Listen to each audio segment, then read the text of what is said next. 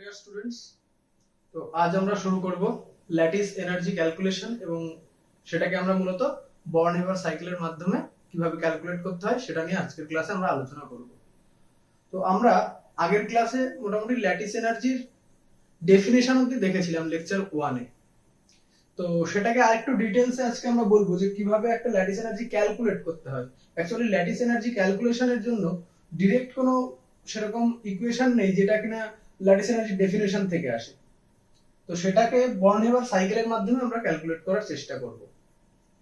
তো বর্ন হেভার সাইকেলটা পড়ার আগে আমাদেরকে কিছু টার্ম সম্বন্ধে ফার্স্টে জানতে হবে যে কোনটাকে অ্যাকচুয়ালি কি বলা হচ্ছে বা কোন এনার্জি টার্মটার সিগনিফিকেন্স কি বা তার সাইন কনভেনশনটা কেমন।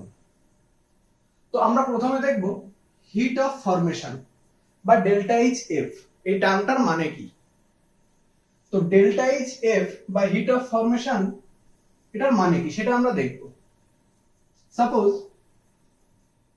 এই যে সোডিয়াম ক্লোরাইড আমরা তৈরি করেছিলাম, আগের দিন দেখানো হয়েছিল যে সোডিয়াম ক্লোরাইড তৈরি হচ্ছে Na+ এবং Cl- এর গ্যাসিয়াস স্টেট থেকে গিয়ে ওরা একটা সলিড স্পিসিস তৈরি করছে NaCl।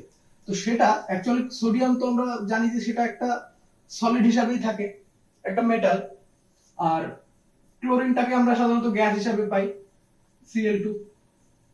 তো সেই দুটোর মিশ্রণের ফলে তৈরি হচ্ছে NaCl, যেটা আবার সলিড। তো এই যে রিঅ্যাকশনটা, এটা আমরা ল্যাটিস এনার্জি পড়ার সময় এক্স্যাক্ট এইভাবে কিন্তু পাইনি। এটাকে আমরা পেয়েছিলাম সোডিয়াম প্লাস, যেটা কিনা গ্যাসিয়াস স্টেটে ছিল, এবং ক্লোরাইড মাইনাস, সেটাও গ্যাসিয়াস স্টেটে ছিল। তাদের মিশ্রণের ফলে তৈরি হয়েছিল NaCl সলিড। এবং এই যে দুটো গ্যাসিয়াস স্পিসিস থেকে তৈরি হচ্ছে একটা ক্রিস্টালাইন সলিড, এটার 1 মোল পরিমাণ তৈরি হলে যে পরিমাণ এনার্জি সেখানে রিলিজ হচ্ছে সেটাকে আমরা বলেছিলাম ল্যাটিস এনার্জি। কিন্তু ল্যাটিস এনার্জি আর হিট অফ ফরমেশনের মধ্যে যে তাহলে একটা পার্থক্য আছে সেটা এখানে পরিষ্কার, যে এখানটাই একেবারে সলিড স্টেটে থাকছে সোডিয়ামটা, বা কোন রকম আয়োনাইজেশন সেখানে হচ্ছে না, এটা পার্থক্য মেইনলি। আচ্ছা, এবারে আমরা আসছি যে তাহলে এই হিট অফ ফরমেশন বলতে কি বোঝায় অ্যাকচুয়ালি। এই যে রিঅ্যাকশনটা আমি লিখলাম এটার মানেটা এখানে বলা হচ্ছে যে যে কোনো দুটো স্পিসিস তাদের স্টেবল এলিমেন্টাল স্টেট, অর্থাৎ স্টেবল এলিমেন্টাল স্টেট বলতে কি,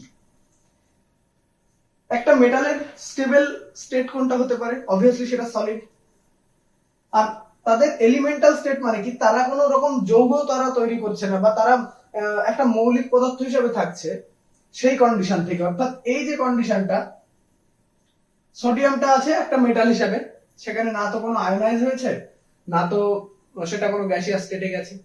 ঠিক এখানে ক্লোরাইডটা, সরি ক্লোরিন গ্যাসটা, সে না তো ক্লোরাইড আয়ন হয়েছে না তো অন্য কোনো স্টেটে গেছে, গ্যাসিয়াস অবস্থাতে সে স্টেবল, তাই সে গ্যাসিয়াস অবস্থাতেই আছে। তো এই হিট অফ ফরমেশন বলতে সাধারণত বোঝানো হচ্ছে যে কোনো 1 মোল পরিমাণ এমন কোন সলিড পদার্থ যদি তৈরি হয় যার তৈরি হওয়ার ফলে একটা নির্দিষ্ট অ্যামাউন্ট অফ এনার্জি রিলিজ হবে, এবং সেটা তৈরি হবে কিসের থেকে, সেটা তৈরি হবে যেই মলিকিউলটা তৈরি হচ্ছে তার মধ্যে যে অ্যাটম গুলো আছে তাদের স্টেবল এলিমেন্টাল স্টেট থেকে। পিওর এবং স্টেবল, তার মানে কি পিওর এবং স্টেবল বলতে মানে সেখানে শুধু ক্লোরিনটা থাকবে, ক্লোরিনটা গ্যাস হিসেবে থাকবে, সেটা অন্য কিছুর সাথে কিছু তৈরি করবে না, সেই অবস্থা থেকে একবারে পিওর স্টেট এবং স্টেবল স্টেট, সেই অবস্থা থেকে। অর্থাৎ এখানে আমি বলতে চাইছি যে এই সোডিয়াম সলিড এবং ক্লোরাইড গ্যাস, অবশ্যই এটা হাফ নিতে হবে কারণ Cl2 আছে গ্যাস হিসাবে, তো এদের ব্যালেন্স ইকুয়েশন করতে গেলে এইভাবে করতে হবে। তাহলে এই জিনিসটা থেকে এই যে তৈরি হচ্ছে, এর তৈরি হওয়াটার ফলে যে এনার্জিটা রিলিজ করবে, অর্থাৎ এটা তৈরি হবে প্লাস কিছু এনার্জি আমি পাবো, সেই এনার্জিটাকেই আমি বলছি ডেল্টা এইচ অফ ফরমেশন, অর্থাৎ যে হিট অফ ফরমেশন, যে হিটটা রিলিজ করছে। ক্লিয়ার? তো এরপর আসছে সাবলিমেশন এনার্জি। সাবলিমেশন এনার্জি মানে কি?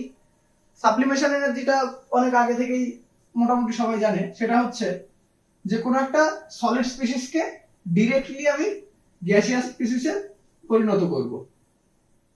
সোডিয়ামটা সোডিয়ামই থাকবে সেখানে অন্য কোনো রকমের রিয়াকশন বা কিছু হবে না, জাস্ট তার স্টেটটা চেঞ্জ হবে, স্টেট অফ ম্যাটার সেটা চেঞ্জ হবে। অর্থাৎ এখানে সলিড ছিল সেটা জাস্ট গ্যাস হবে।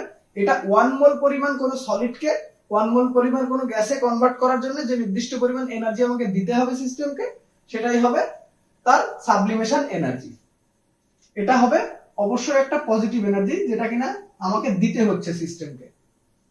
ওকে, এরপর আসছে আয়োনাইজেশন এনার্জি, যেটা আমরা লেকচার 1 এ একবার বলেছিলাম, তো সেটা নিয়ে এখন আর আলোচনা করব না।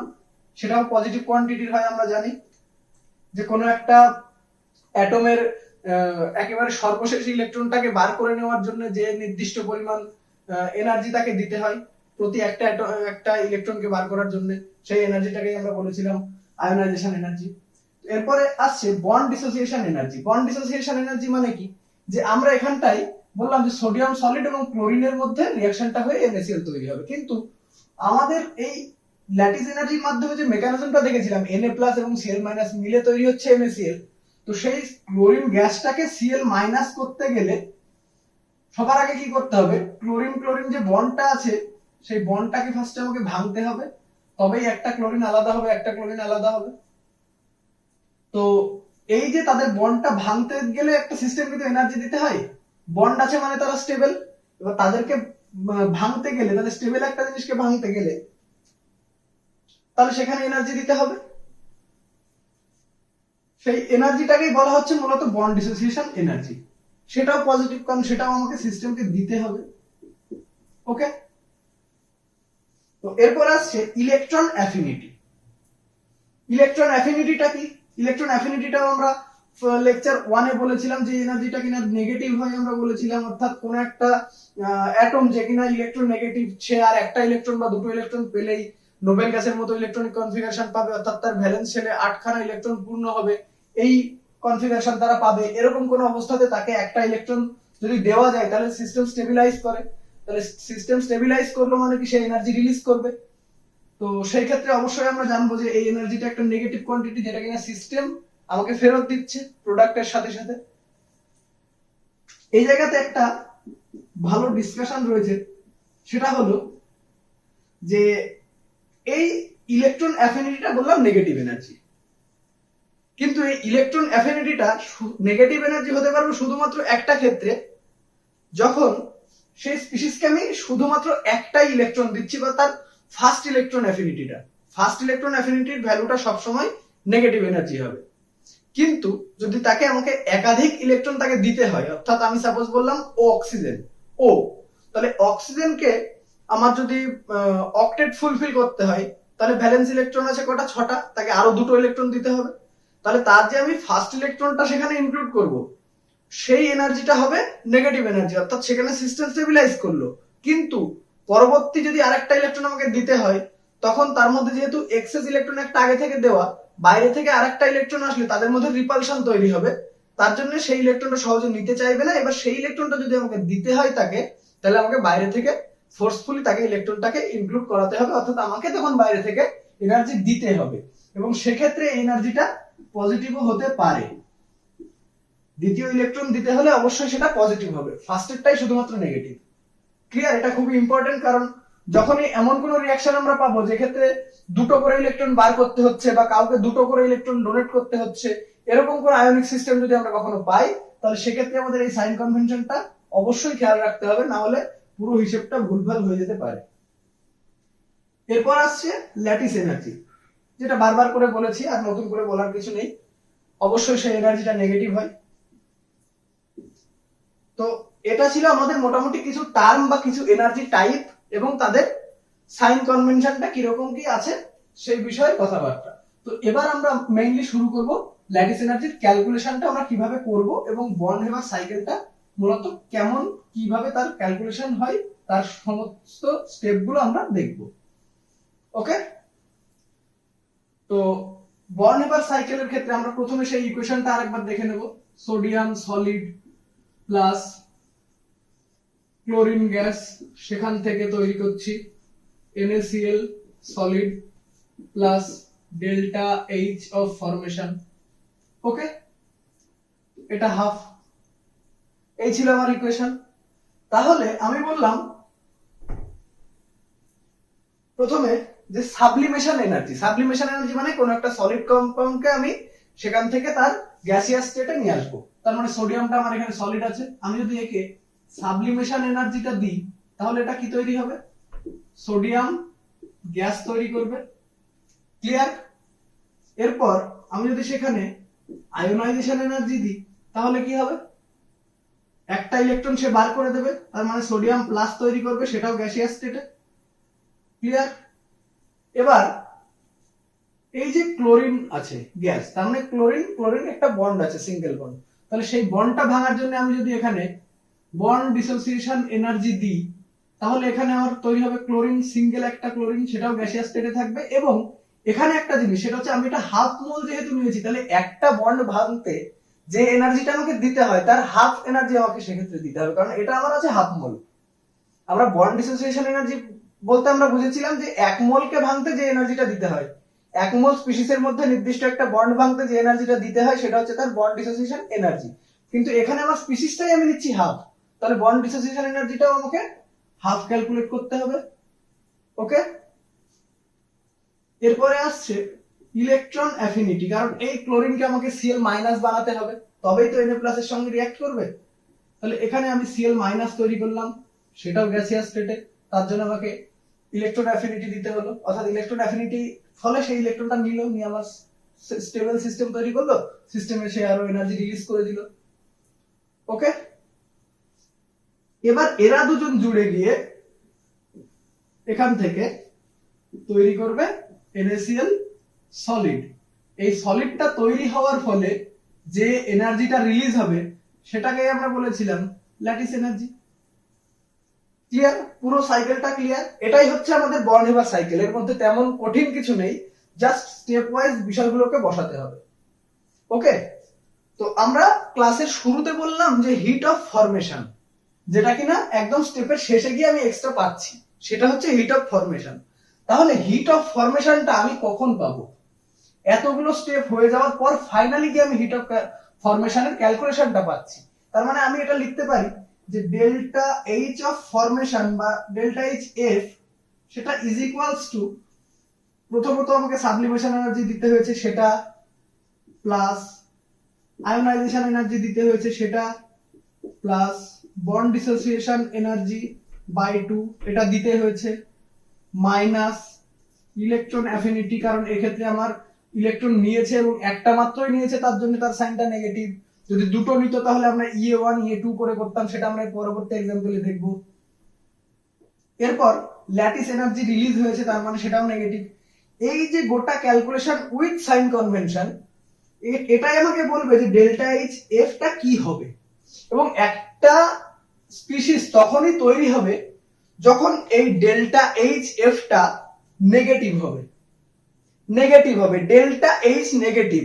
তার মানে কি, যে সিস্টেমে এনার্জি রিলিজ হচ্ছে, সিস্টেমটা কোন একটা এনার্জিকে ছাড়ছে, তার মানে সিস্টেম নিজে স্টেবল হচ্ছে, তার এনার্জি অনেক হাই ছিল, সে লোয়ার এনার্জিতে নেমে এলো, তাহলে আমার টোটাল এনার্জিটা তো সেম থাকতে হবে। তাহলে সে নিজে যদি টোটাল এনার্জি নিজেরটা যদি কমিয়ে নেয় তাহলে বাকি এনার্জিটুকু কি করবে? ছেড়ে দেবে সিস্টেম, বাইরে সারাউন্ডিং এ ছাড়বে। সেটা যদি হয় তাহলে সেক্ষেত্রে ডেল্টা এইচ অফ ফরমেশন সেটাকে অবশ্যই নেগেটিভ হতে হবে, যদি আমার প্রসেসটাকে স্পন্টেনিয়াস হতে হয়। তাহলে কোন একটা স্পিসিস যে আমি লিখে দিতে পারি না যে প্লাস মাইনাস আছে বলে সেখানে রিঅ্যাকশন হবে, সেখানে রিঅ্যাকশনটা তখনই হবে যখন এই ডেল্টা এইচ অফ ফরমেশন এই কোয়ান্টিটিটা নেগেটিভ কোয়ান্টিটি হবে। ওকে, তো এই ছিল আমাদের মোটামুটি বর্ন হেবার সাইকেল। ঠিক এই ক্যালকুলেশনটাই আমরা যদি এমন কারোর ক্ষেত্রে দেখি যেখানে আমাদের দুটো ইলেকট্রন ইনভলভ আছে, দুটো ইলেকট্রনকে বার করতে হবে এবং দুটো ইলেকট্রনকে আবার সেখানে অন্য একটা অ্যাটমে ইনকর্পোরেট করতে হবে, সেরকম একটা এক্সাম্পল আমরা দেখব। খুব সোজা, সেটা কিছুই নয়। আমরা যদি বলি ক্যালসিয়ামের অক্সাইড, তাহলে আমরা পাবো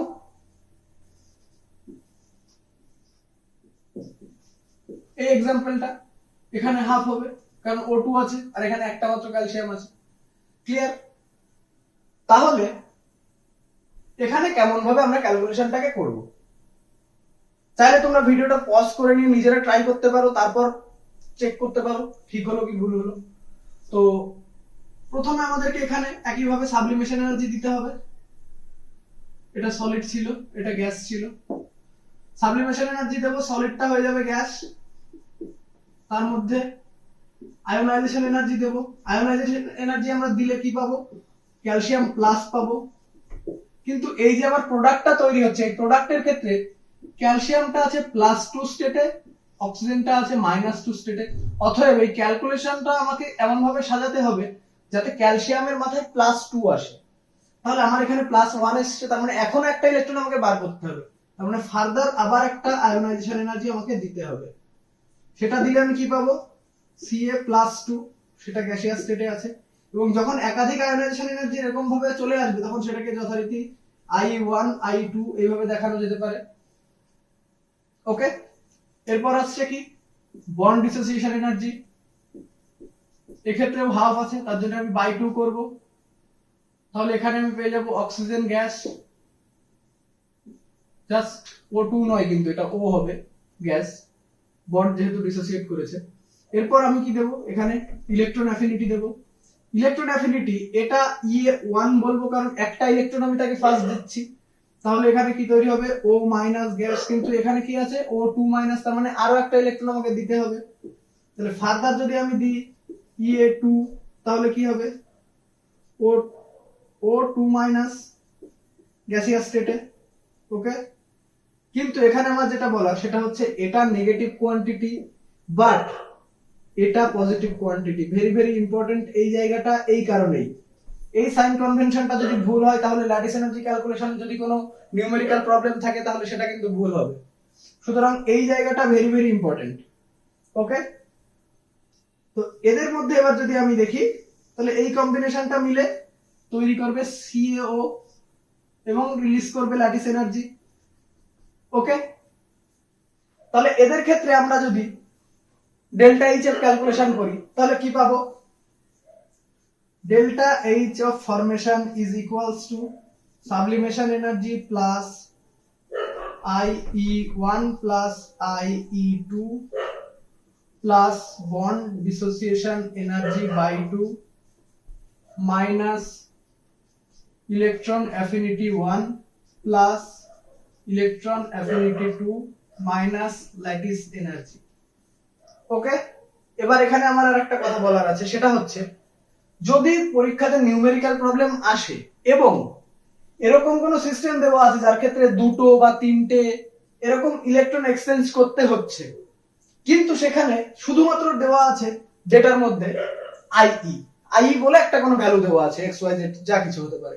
তো সেই I এর ভ্যালুটা যদি দেওয়া থাকে তাহলে সেক্ষেত্রে ধরে নিতে হবে যে সেই IE গুলো অবশ্যই I1 I2 I3 যে কটা আছে সবগুলোকে মিলিয়ে ওখানে দেওয়া আছে, এটা ধরে নিতে হবে। কারণ কোশ্চেনে I1 এত I2 এত এইভাবেও দিয়ে দেওয়া থাকতে পারে, আবার কখনো কখনো দুটোকে একসাথে কম্বাইন করে তাদের অ্যাডিশন করে সেটা দিয়ে দেওয়া থাকতে পারে, এটা মাথায় রাখতে হবে। আর যেটা বলা সেটা হচ্ছে এই ইলেকট্রন অ্যাফিনিটি এই ভ্যালুটাও দুটোই একসাথে কম্বাইন করে দেওয়া থাকতে পারে। তো সেক্ষেত্রে আমাদেরকে যদি শুধুমাত্র বলে ইলেকট্রন অ্যাফিনিটি এত, তার মানে বুঝে নিতে হবে যে প্রথমটা এবং দ্বিতীয়টা মিলে টোটাল এনার্জি কত। তার মানে প্রথমটা হয়তো সাপোজ -100, পরেরটা হয়ে গেল +150। তার মানে কোশ্চেনে আমাকে ধরো সাপোজ দেওয়া থাকলো তাহলে 50, এই ম্যাগনিটিউড গুলো থাকতে পারে এরকম ভাবে। তাহলে এটাকে ধরে নিতে হবে যে আমার পুরো IA আর EA1 আর EA2 এর টোটাল ক্যালকুলেশনটা এটার মাইনাস প্লাস টোটালটাকে ধরে নিয়ে আমাকে ওখানে বসাতে হবে। ওকে, উইথ সাইন, সেক্ষেত্রে অবশ্যই সাইনটা বলে দেওয়া থাকবে। তো এই ছিল আমাদের মোটামুটি বর্নেভার সাইকেল এবং সেখান থেকে ল্যাটিস এনার্জি কিভাবে বার করব। কোশ্চেনে আমাকে ল্যাটিস এনার্জিটা যদি চাই তার মানে বাকি অনেকগুলো ভ্যালু দিয়ে দেওয়া থাকবে, সেরকম কোশ্চেন আসতে পারে। অথবা অনেক সময় ডেল্টা এইচ অফ ফরমেশন জিজ্ঞাসা করতে পারে, অথবা অনেক সময় জিজ্ঞাসা করতে পারে সবগুলো ডেটা দিয়ে দিল, দিয়ে বললো যে এই অ্যাটমটার ক্ষেত্রে তাহলে তার সেকেন্ড আয়োনাইজেশন এনথালপি কত, বা সেকেন্ড আয়োনাইজেশন এনার্জি কত, বা তার সেকেন্ড ইলেকট্রন অ্যাফিনিটি কত, বা ফার্স্ট ইলেকট্রন অ্যাফিনিটি কত, এই ধরনের কোশ্চেন হতে পারে। তো এখানে প্রত্যেকটা টার্ম থেকে একটা করে কোশ্চেন হতে পারে, পসিবিলিটি আছে যে তার মানে অনেকগুলো কোশ্চেন এখান থেকে চলে আসছে। তো এই জায়গাটা খুব গুরুত্ব সহকারে দেখতে হবে। ওকে, তো এবারে আমরা দেখে নেব কিছু এক্সাম্পল যেখানে বিভিন্নভাবে এই ল্যাটিস এনার্জির কম্পারিজন করা হয়েছে। আর তার আগে আমি বলবো যে ল্যাটিস এনার্জি কি কি বিষয়ের উপরে ডিপেন্ড করে, সেই জায়গাটা শুরু করব। আমরা এবার দেখব যে ল্যাটিস এনার্জি কি কি বিষয়ের উপরে ডিপেন্ড করে। ওকে, তো আমরা বলেছিলাম যে প্রত্যেকটা আয়নিক কম্পাউন্ডের মধ্যে অ্যাকচুয়ালি সেরকম ভাবে তো ভিজিবল কোনো বন্ড তো সেভাবে থাকে না, তাহলে তাদের মধ্যে কি থাকে? স্ট্রং ইলেকট্রোস্ট্যাটিক ইন্টারঅ্যাকশন, এই জিনিসটা তাদের মধ্যে থাকে। অর্থাৎ সেক্ষেত্রে আমরা বলতে পারি যে তাদের মধ্যে সেই একটা চার্জের যে মূল ব্যাপারটা, যে দুটো বিপরীতধর্মী আধানের ফলে তাদের মধ্যে এই বন্ডিংটা তৈরি হচ্ছে, আর কোনো তাদের মধ্যে কোনো ফ্যাক্টর নেই। অর্থাৎ আমি যদি তাদের ক্ষেত্রে এই দুটো আলাদা আলাদা আধানের কথা ভাবি, সাপোজ Q1 মানে আমি বললাম একটা ক্যাটায়নটা, Q2 মানে বললাম অ্যানায়নটা, তাহলে তাদের মধ্যে যে অ্যাট্রাকশন ফোর্সটা কাজ করবে, সেই ফোর্সের ইকুয়েশনটা কেমন হবে? এই ধরনের একটা ইকুয়েশন আমরা পাবো। R2 মানে অবশ্যই তাদের সেই রেডিয়াসটা, আমরা প্রথম দিন একটা কার্ভের মাধ্যমে রেডিয়াসটাকে দেখিয়েছিলাম পোটেনশিয়াল এনার্জি ডায়াগ্রামের মাধ্যমে। তো সেই রেডিয়াসটা হবে তাদের মধ্যেকার দুটো স্পিসিসের মধ্যেকার বন্ড লেন্থ, আর তাদের চার্জটা হবে Q1 Q2, অর্থাৎ একটা অ্যানায়ন একটা ক্যাটায়ন। বা অ্যাকচুয়ালি যদি দুটো ক্যাটায়নকে আমি পাশাপাশি রাখি তাহলে তাদের চার্জটা সেমও হতে পারে, সেক্ষেত্রে রিপালশন হবে। ওকে, তো আমি বলতে চাইছি মূলত যে ল্যাটিস এনার্জিটা ডিপেন্ড করে টোটালি কিসের উপরে, সেই বিষয়টা নিয়ে। তো সেটা ডিপেন্ড করছে এই ফোর্সটার উপরে, সেটাই হচ্ছে আমার মূল আকর্ষণ, আর কিছুই নয়। তো এই ফোর্সটার উপরে ডিপেন্ড করছে আমার ল্যাটিস এনার্জি। তার মানে আমি বলতে পারি lattice energy depends on charge of cation and anion. Okay, charge of cation and anion, অর্থাৎ আমি যদি বলি Z প্লাস, এটা ক্যাটায়নের চার্জ, এন্ড Z মাইনাস, এটা অ্যানায়নের চার্জ। তাহলে এই দুটো জিনিসের উপরে সেটা প্রপোর্শনালি ডিপেন্ড করবে। আর কিসের উপর ডিপেন্ড করবে? তাদের রেডিয়াসের উপরে, অর্থাৎ 1/r। তো রেডিয়াসের সঙ্গে এরকম রেসিপ্রোকাল রিলেশন দেখাবে। ওকে, তো এটা হলো আমার মূলত ল্যাটিস এনার্জি কি কি বিষয়ের উপরে ডিপেন্ড করছে সেটা। অর্থাৎ আমরা দেখতে পাচ্ছি যে যদি ক্যাটায়নের চার্জটা বেশি হয় তাহলে ল্যাটিস এনার্জি বেশি হবে, যদি অ্যানায়নের চার্জটা বেশি হয় তাহলে ল্যাটিস এনার্জি বেশি হবে, যদি অ্যাটমের সাইজটা ছোট হয় তার মানে দুটোর মধ্যেকার দূরত্বটা আলটিমেটলি কমে যাবে। আমি বললাম একটা এরকম অ্যাটম আর একটা এরকম অ্যাটম, এরাও দুটো অ্যাটম, আবার একটা এরকম একটা এরকম, এরাও দুটো, তাহলে এদের যে ইন্টারনিউক্লিয়ার যে সেপারেশন, তাদের যে ইন্টারনিউক্লিয়ার ডিসটেন্স, সেটা তাহলে কাদের ক্ষেত্রে বেশি হলো? দুটোই একসাথে টাচ করে আছে, কেউ পেনিট্রেটও করেনি বা কেউ দূরেও যায়নি, টাচ করেই আছে বাইরের স্ফিয়ারে, কিন্তু তাদের যে ইন্টারনিউক্লিয়ার যে ডিসটেন্সটা, সেটা কাদের ক্ষেত্রে বেশি হবে? যদি অ্যাটমটা আমার বড় হয়ে যায় তাদের ক্ষেত্রে বেশি হবে। সুতরাং আমার অ্যাটমটা যত বেশি ছোট হবে তাদের রেডিয়াসটা তত কমবে, আর রেডিয়াস যদি কমে যায় তাহলে ল্যাটিস এনার্জিটা বাড়বে। ওকে, ক্লিয়ার? তো ল্যাটিস এনার্জি এক্ষেত্রে আমরা একেবারে নিউমেরিক্যালি হয়তো ক্যালকুলেট করতে পারবো না এখান থেকে, তার জন্য আমার বর্ন হেভার সাইকেল লাগবে, কিন্তু এখান থেকে আমি তাদের মধ্যে একটা তুলনা করতে পারবো যে কোন ক্ষেত্রে ল্যাটিস এনার্জিটা বেশি হবে, কোন ক্ষেত্রে কম হবে। তো এখানে আমি কিছু এক্সাম্পল দেখিয়েছি। সেটা হচ্ছে ফার্স্ট সিরিজটার কথা যদি আমরা ভাবি, এখানে তিনটে আলাদা আলাদা মলিকুল দেওয়া আছে, বলতে হবে যে কাদের ক্ষেত্রে ল্যাটিস এনার্জি সবচেয়ে বেশি। একটা আছে NaF, একটা আছে MgF2, আর একটা আছে AlF3। তাহলে আমাকে প্রথমে কি করতে হবে? তাদের চার্জটা দেখতে হবে। এটা +1 স্টেটে আছে, এটা -1, এটা +2 তে আছে, এটা -2, এটা +3 তে আছে, এটা -1 × 3 তে আছে, এটা 2 × 1 এ আছে, মানে দুটো আছে F2, তার এক একটার জন্য -1 করে এইভাবে আছে। এখানে তিনটে আছে -1 করে এক একটার জন্য, আর অ্যালুমিনিয়ামটা +3 তে আছে। তাহলে চার্জ অন ক্যাটায়ন কার ক্ষেত্রে বেশি বা অ্যানায়ন চার্জটা কার ক্ষেত্রে বেশি? এটার ক্ষেত্রে আমি দেখতে পাচ্ছি চার্জটা সবচেয়ে বেশি, তাহলে নিঃসন্দেহে আমি বলতে পারি যে এটার ল্যাটিস এনার্জি সবচেয়ে বেশি, তারপর এটার সবচেয়ে কম হবে NF। ক্লিয়ার? সেকেন্ড এক্সাম্পল, এখানে আছে Na2O, MgO, Al2O3।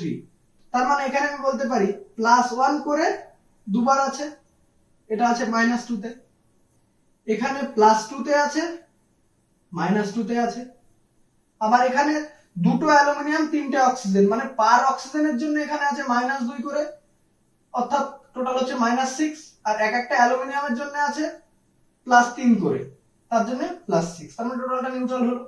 ওকে, এই হচ্ছে আমার মোটামুটি চার্জ সেপারেশন। তাহলে এখানে আমি দেখতে পাচ্ছি যে এখানে আমার অ্যানায়নটা সেম এবং তাদের ওভারঅল চার্জ গুলো সব সেম, কারণ এখানে 2 মাইনাস 2 মাইনাস, এখানেও 2 মাইনাস 2 মাইনাস, এখানেও 3 মাইনাস, এখানে ইনটু 2, আর ওখানে হচ্ছে 2 মাইনাস ইনটু 3। তার মানে চার্জ সেপারেশনটা সেম হচ্ছে, আবার এখানে অ্যানায়নটা সেম থাকছে। তাহলে আমাকে কি থেকে এখানে কনক্লুড করতে হবে বিষয়টা? সেটা হচ্ছে এখানে আমাদেরকে কনক্লুড করতে হবে সাইজ ফ্যাক্টর থেকে। অর্থাৎ আমরা যদি বলি যে কোনো একটা নির্দিষ্ট পিরিয়ডে যত আমি বাদিক থেকে ডান দিকে যাব তত তাদের সাইজটা একটু হলেও কমবে, খুব বেশি না কমলেও একটু হলেও কমবে। প্লাস এর নিজের ক্যাটায়নের মাথায় আছে +3, এটার ক্যাটায়নের মাথায় আছে +2, এটার আছে +1 করে দুবার। তাহলে সবচেয়ে বেশি চার্জ কোথায় আছে? এটাতে আছে। যদিও এখানে আমি বারবার করে বলছি অ্যানায়নের চার্জটা কিন্তু এক্ষেত্রে সেম থাকছে। প্রবলেমটা হচ্ছে ক্যাটায়ন নিয়ে, আমাকে ক্যাটায়নটা দেখতে হবে, অ্যানায়নটা যেহেতু কমন। তাহলে এদের সাইজটাও ছোট প্লাস চার্জটাও বেশি। তাহলে কি হবে? দুটো বিষয় ফেভার করছে, তার মানে এটা সবচেয়ে বেশি, তারপর এটা, তারপর এটা। ক্লিয়ার? এরপর আছে third example NaF, NaCl, NaBr। তাহলে এদের ক্ষেত্রে আমি দেখতে পাচ্ছি ক্যাটায়নটা সেম, তাহলে ক্যাটায়ন নিয়ে আমি ভাববো না, যা খুশি হতে পারে। চার্জ দেখবো -1 -1 -1, চার্জ দিয়েও হচ্ছে না। তাহলে আমাকে শুধুমাত্র অ্যানায়নের সাইজ দিয়ে এটাকে বিচার করতে হবে। অ্যানায়নের সাইজ আমরা কি জানি? যত নিচের দিকে যাচ্ছি তত সাইজ বাড়ছে, তার মানে সাইজ বাড়ছে মানে কি রেডিয়াসটা তত বেশি পরিমাণে বেড়ে যাচ্ছে। তাহলে রেডিয়াস যদি বাড়ে তাহলে কি হবে? ল্যাটিস এনার্জি কমবে। ল্যাটিস এনার্জি যদি কমে তাহলে এটার সবচেয়ে বেশি ল্যাটিস এনার্জি, তারপর এটা সবচেয়ে কম হবে NaBr এর। ওকে, এরপর আসছি আমরা ফোর্থ एग्जांपल Li2O, Li3N। এক্ষেত্রে আমরা দেখতে পাচ্ছি লিথিয়ামের মাথায় কি আছে? +1 করে দুবার, এখানে +1 করে তিনবার। তার মানে আলটিমেটলি লিথিয়ামের জন্য +1 করেই আমি পাচ্ছি, সেখানে আমার কোনো পার্থক্য নেই। পার্থক্যটা কোথায়? ক্যাটায়নের কোনো পার্থক্য নেই, অ্যানায়নে আছে পার্থক্য। সেটা কি? অক্সিজেনের মাথায় আছে -2 আর নাইট্রোজেনের মাথায় আছে -3। তাহলে আমার চার্জটা কার ক্ষেত্রে বেশি? চার্জটা অবভিয়াসলি নাইট্রোজেনের ক্ষেত্রে বেশি, অক্সিজেনের ক্ষেত্রে নয়। এবার আরেকটা জিনিস আসতে পারে, সেটা হচ্ছে যে চার্জের ব্যাপারটা তো বুঝলাম যে নাইট্রোজেনের ক্ষেত্রে চার্জ বেশি, অক্সিজেনের কম, কিন্তু সাইজের ব্যাপারটা তাহলে কি হবে? নাইট্রোজেনের চেয়ে তো অক্সিজেন বেশি ইলেকট্রোনেগেটিভ এবং পিরিয়ডিক টেবিলে বেশি ডান দিকে সরে আছে, তার মানে কি যে সেটার সাইজটা ছোট। কিন্তু এক্ষেত্রে একটা সেম পিরিয়ডের মধ্যে যখন আমরা বাদিক থেকে ডান দিকে যাই তখন কি হয় যে আমার কোনো এক্সট্রা সেক্ষেত্রে শেল বাড়ে না, জাস্ট একটা করে ইলেকট্রন বাড়ে। তাহলে একটা ইলেকট্রন বাড়ার ফলে তার সাইজে কিন্তু খুব বেশি পরিমাণে চেঞ্জ আসে না। কিন্তু যখন আমরা উপর থেকে নিচের দিকে যাই তখন যত নিচের দিকে যাচ্ছি তত প্রত্যেকটা লাইন অন্তর আমার একটা করে শেল সেক্ষেত্রে বেড়ে যাচ্ছে। প্রথমটাতে যেমন শুধুমাত্র 1 আছে, অর্থাৎ 1s2 অবধি থাকে, পরেরটাতে 1 আছে, সাথে 2s2 2p6 আছে, তার মানে গোটা 2টা বাড়লো। তারপরেরটাতে 1s2 2s2 2p6 প্লাস সেখান থেকে আবার 3 চলে আসছে, তাহলে 3s2 3p6 3d10 এই অবধি।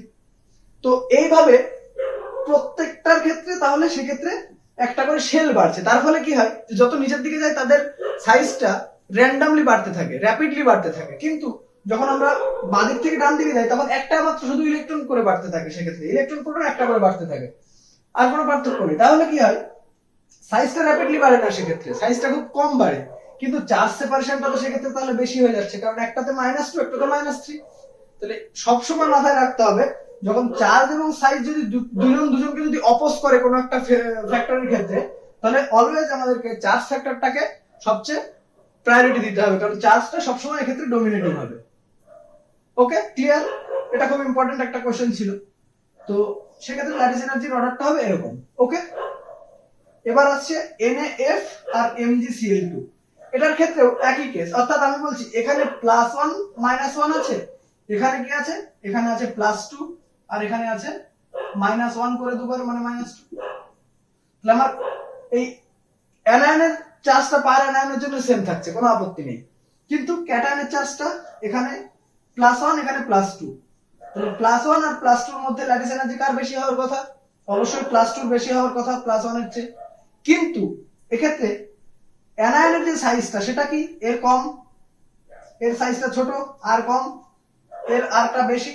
তাহলে আমরা জানি যে আর যদি কমে যায় তাহলে ল্যাটিস এনার্জি বাড়ার কথা, তাহলে এবারে তো এর ল্যাটিস এনার্জি বেশি হওয়া উচিত।